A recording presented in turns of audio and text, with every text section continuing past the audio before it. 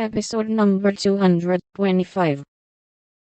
All may not be bad, only silly, you know, and if there is a demand for it, I don't see any harm in supplying it.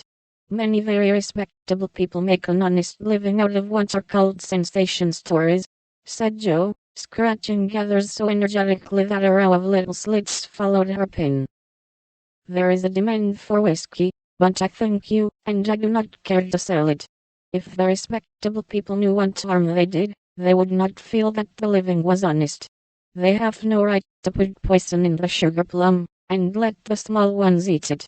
No, they should think a little, and sweep mud in the street before they do this thing. Mr. Bear spoke warmly, and walked to the fire, crumpling the paper in his hands.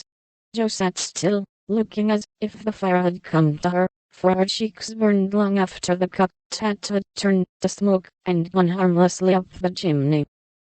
I should like much to send all the rest after him, muttered the professor, coming back with a relieved air.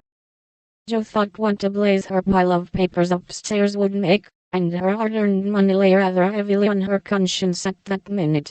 Then she thought consolingly to herself, mine are not like that, they're only silly, never bad, so I won't be worried. And taking up her book, she said, with a studious face, shall we go on, sir? I'll be very good and proper now. I shall hope so, was all he said, but he meant more than she imagined, and the grave, kind look he gave her made her feel as if the words weekly volcano were printed in large type on her forehead.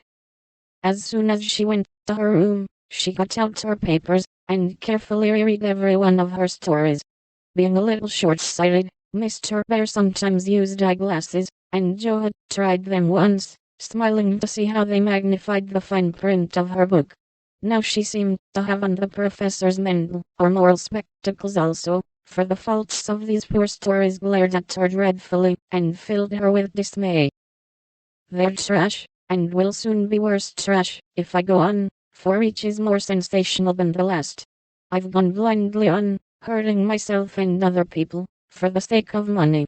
I know it's so, for I can't read this stuff in sober earnest without being horribly ashamed of it, and what should I do if they were seen at home, or Mr. Bear got hold of them?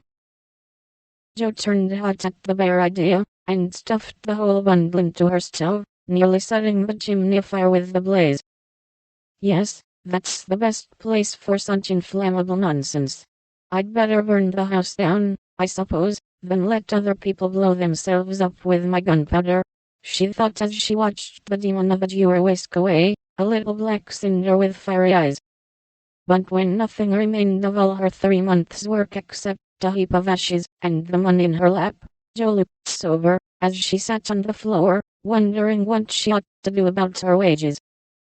I think I haven't done much harm yet, and may keep this to pay for my time, she said, after a long meditation, adding impatiently, I almost wish I hadn't any conscience, it's so inconvenient.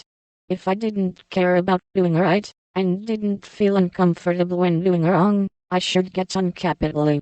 I can't help wishing sometimes that mother and father hadn't been so particular about such things.